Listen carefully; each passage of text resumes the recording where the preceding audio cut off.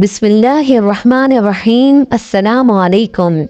लाहौर के एक पूंछ इलाके में जहां शाम ढले सड़कों पर रोशनी सोने की तरह बिखर जाती थी, वहां एक शानदार बंगला अपनी खामोश शान के साथ खड़ा था। बाहर से देखो तो लगता जैसे खुशियों ने यहाँ बसेरा कर रखा हो। दरवाजे पर चमकती गाड़ियां, लॉन में रंगीन लाइट्स और अंदर मौसीकी की मध्यम लहरें। मगर उन जगमगाती दीवारों के पीछे एक ऐसा सकूत छुपा था जिसमें दर्द की आवाज गुम थी। ये था सुहेब मलिक का घर, एक कामयाब बिजनेसमैन जिसका नाम अखबारों में छपता और टीवी पर गूंजता। लेकिन इस चमक दमक के पीछे एक अंधेरा छुपा था, एक ऐसा दर्द जो सिर्फ उसकी बीवी सिद्रा की आंखों में कैद था। सिद्रा 7 साल पहले इस घर में एक सादा, बाहया और नरम मिजाज लड़की के तौर पर आई थी। उसके लिए शादी का मतलब था जिंदगी भर का साथ, खानदान की खिदमत और मोहब्बत की वो छोटी छोटी खुशियाँ जो दिल को छू लेती हैं। वो हर सुबह उठकर घर संभालती, जुहेब के लिए चाय बनाती और रात को उसके लौटने का इंतजार करती। मगर जुहेब के लिए शादी बस एक सौदा थी, एक वारिस पैदा करने का। साल गुजरते गए, मगर जब सिद्रा मां न बन सकी तो जुहेब का रवैया बदलने लगा। पहले मामूली ताने, फिर गुस्सा और आखिरकार नफरत।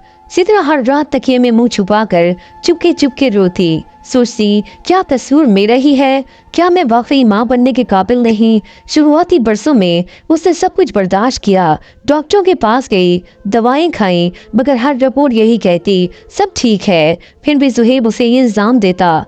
एक रात जब घर में मेहमान आए हुए थे, महफिल में हंसी मजाक चल रहा था।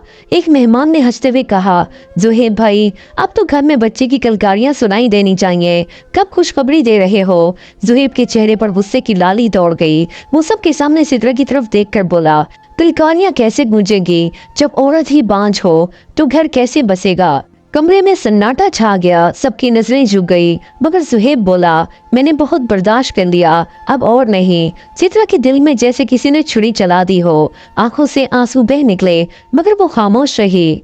रात जब सब चले गए तो चित्रा ने लरसती आवाज में कहा, जुहेब आप मुझ पर ये जुल्म क्यों कर रहे हैं? मैं भी माँ बनने का ख्वाब देखती हूँ, डॉक्टर कहते हैं सब ठीक है, अगर कमी है तो शायद हम दोनों में। जुहेब ने गुस्से से कहा, बस और बहाने मत बनाओ, 7 साल हो गए, तुम एक वारिस भी ना दे सकी, तुम्हें शर्म आनी चाहिए। उसकी आंखों में नफरत थी। सिद्रा की सांसें रुक सी गई, मगर उसने आहिस्ता से कहा, शायद एक दिन आपको सच मालूम होगा जुहेब, तब आप समझेंगे कि कसूर मेरा नहीं था। जुहेब का गुस्सा और भड़क गया।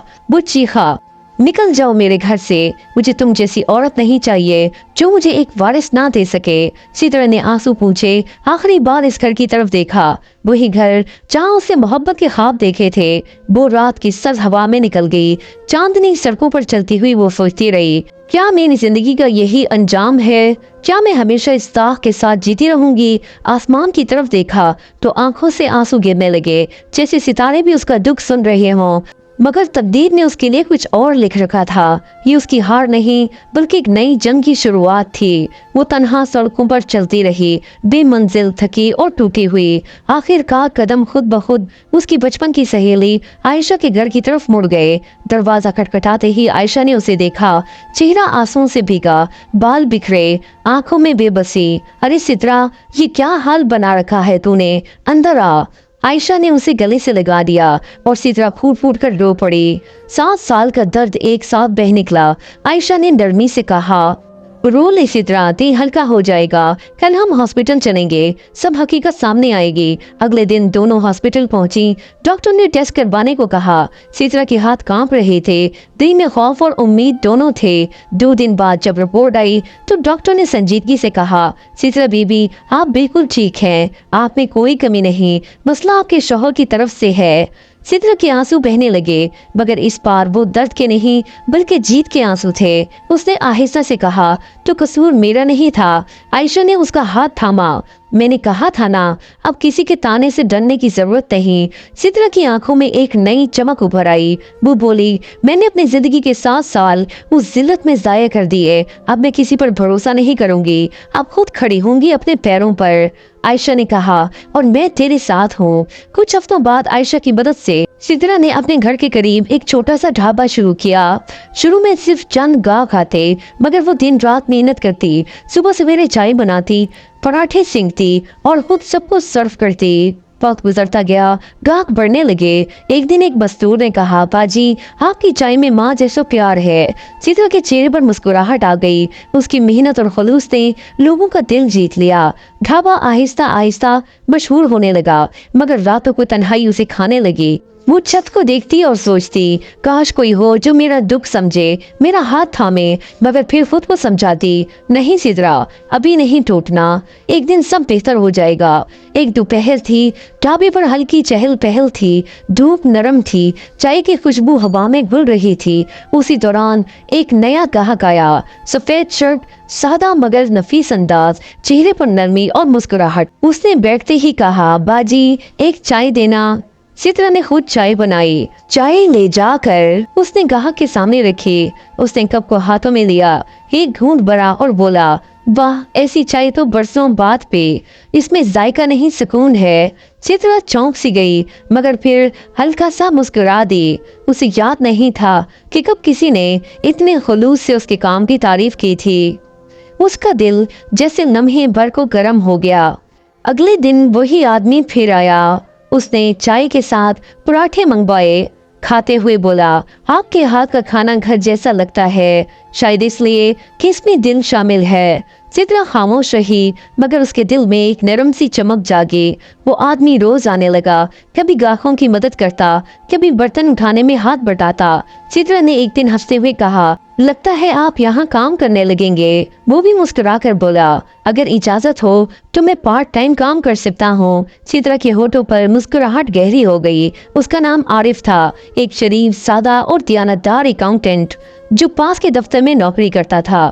دن گزرتے گئے، عارف اور سدرا کی باتوں میں اپنائیت بڑھنے لگی۔ عارف نے کبھی سدرا کے ماضی کے بارے میں نہیں پوچھا، وہ اسے ویسے ہی قبول کرتا جیسی وہ تھی، ایک محنتی مضبوط عورت جو زندگی کے زخموں کے باوجود جینے کی ہمت رکھتی تھی۔ سدرا کو پہلی بار کسی کے سامنے خود ہونے کا سکون محسوس ہوا۔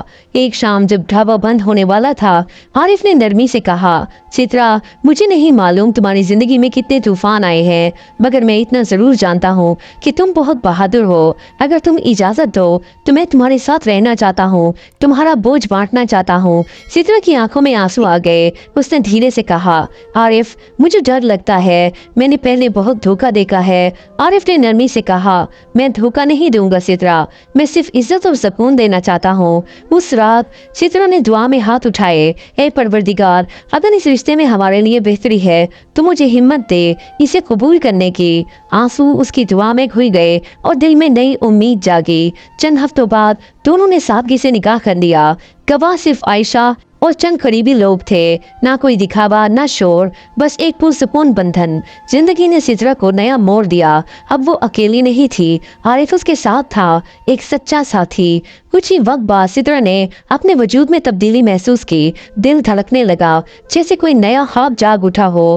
ڈاکٹر سے چیک اپ کروایا تو خبر ملی وہ حاملہ ہے۔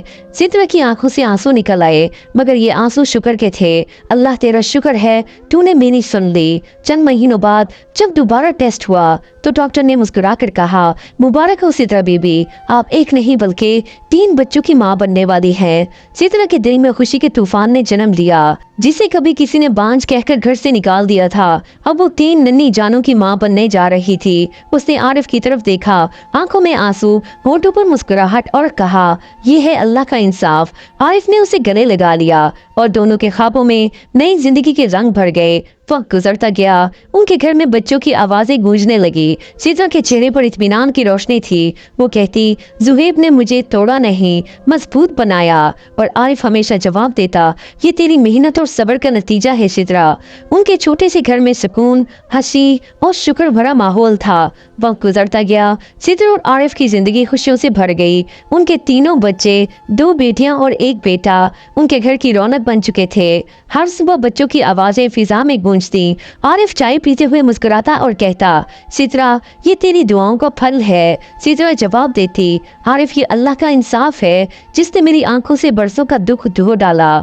दूसरी तरफ जुहेब की जिंदगी में अंधेरा फैलता जा रहा था। दौलत तो उसके पास अब भी थी, मगर दिल से सुकून रूठ चुका था। चित्रा के जाने के बाद उसके घर की दीवारें सूनी लगती थी, लोगों की बातें उसे चुभने लगी थी। जुहेब ने अपनी बीवी को बांझ कहकर निकाला था, असल में तो वो खुद। ये जुमले उसके गुरूर पर चाकू की तरह चलते। महफिलों में अब वो हंसता तो था, मगर हंसी के पीछे कालीपन छुपा होता। एक दिन आईने के सामने खड़े होकर उसने खुद से कहा, मुझे अपनी इज्जत वापस लानी होगी। चित्रा ने मुझे शर्मिंदा किया था, अब मैं उसे नीचा दिखाऊंगा।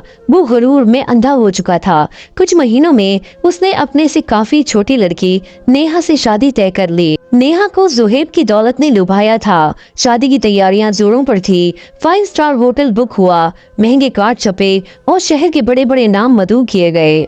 जुहेब ने दिल में एक और मंसूबा बांध लिया, चित्रा को बुलाऊंगा ताकि सबके सामने उसे एहसास हो कि वो क्या खो चुकी है। उसने दावतनामा चित्रा को भिजवा दिया। जब चित्रा के हाथ में वो कार्ड पहुंचा तो दिल एक लम्हे को रुक सा गया। माजी के जख्म फिर हरे हो गए, मगर आरिफ ने उसका हाथ पकड़कर कहा, चित्रा अब तो वो कमजोर औरत नहीं हो जो कभी थी। ये तेरा इम्तहान है, इसे फख्र के साथ पूरा कर। चित्रा ने गहरी सांस ली और कहा, हाँ अब वक्त है कि सच सबके सामने आए। शादी का दिन आया। होटल रोशियों में नहाया हुआ था। अंदर जुहेब शानदार शेरवानी में गुरूर के साथ सबको खुशामदीद कह रहा था। नेहा दुल्हन के लिबास में सजी बैठी थी। हाल खुशबू, कहकहों और फखर के शोर से भरा हुआ था। अचानक बाहर से एक चमकती हुई गाड़ी रुकी, एक शानदार गाड़ी। सबकी नजरें दरवाजे पर जा टिकी। दरवाजा खुला और बाहर निकली चित्रा। उसके साथ आरिफ था और उसके साथ 3 नन्हे बच्चे। चित्रा की साड़ी में वकार था, चेहरे पर रोशनी और आंखों में इत्मीनान। सबके लबों से सरगोशियां फूटने लगी। ये तो वही चित्रा है जिसे जुहेब ने बांझ कहकर निकाला था, और देखो अब तो उसके पास 3 बच्चे हैं। हाल में सन्नाटा छा गया। जुहेब का चेहरा जर्द पड़ गया, जैसे जमीन उसके कदमों तले से निकल गई हो। नेहा को भी किसी तरह से मालूम हो गया कि ये जुहेब की साबका बीवी है। नेहा ने गुस्से से कहा, जुहेब तुमने मुझसे झूठ बोला, बांझ वो नहीं तुम हो। इतना कहकर वो उठ खड़ी हुई और सबके सामने उसे छोड़कर चली गई। हाल में मुकम्मल सन्नाटा छा गया। जुहेब की नजरें झुक गई, होंठ कांपने लगे। वो चित्रा के पास आया और आहिस्ता से बोला, चित्रा मुझे माफ कर दो, मैंने बहुत जुल्म किया तुम पर। चित्रा ने मुस्कुराकर जवाब दिया, मैंने तुम्हें बहुत पहले माफ कर दिया जुहेब, मगर याद रखो इज्जत और मोहब्बत कभी दौलत से नहीं खरीदी जा सकती। उसकी आवाज में नरमी थी, मगर अल्फाज में वो वजन था जो किसी को जड़ से हिला दे। लोग तालियां बजाते रहे। जुहेब खामोश खड़ा रह गया, अपने ही बनाए हुए जाल में फंसा हुआ।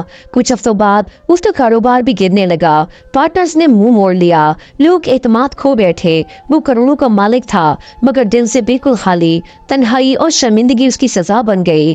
उधर सिद्रा और आरिफ के घर खुशियों की बहार थी। बच्चे खेलते, हंसते और रौनक लगाए रखते। एक शाम सिद्रा कुर्सी पर बैठी थी। तीनों बच्चे उसके इर्द गिर्द खेल रहे थे। आरिफ साथ बैठा मुस्कुरा रहा था। ठंडी हवा चल रही थी। आसमान पर हल्की रोशनी थी। सिद्रा ने आसमान की तरफ देखा और धीरे से कहा, जिंदगी ने बहुत इम्तिहान लिए, मगर आखिरकार अल्लाह ने मेरी दुआएं कबूल कर ली। एक सच्चा साथी और माँ बनने का सुकून देकर मेरे सब जख्म भर दिए। उसके चेहरे पर इत्मीनान की मुस्कुराहट थी। अब उसे ना दौलत की चाह थी, न दिखावे की। वो जान चुकी थी कि असल खुशी रिश्तों की सच्चाई और दिल की नरमी में है। नाज़रीन, अगर आपको आज की कहानी पसंद आई है तो प्लीज वीडियो को लाइक करें, चैनल को सब्सक्राइब करें और बेल आइकन के बटन को जरूर प्रेस करें, और हमारे यूट्यूब चैनल मथीरा वॉइस को जरूर सब्सक्राइब करें ताकि आने वाली तमाम वीडियोस की नोटिफिकेशंस आपको बर वक्त मिलती रहे। Thanks for watching. अल्लाह हाफिज। नस्रुम मिनल्लाहि व फतहुन करीब।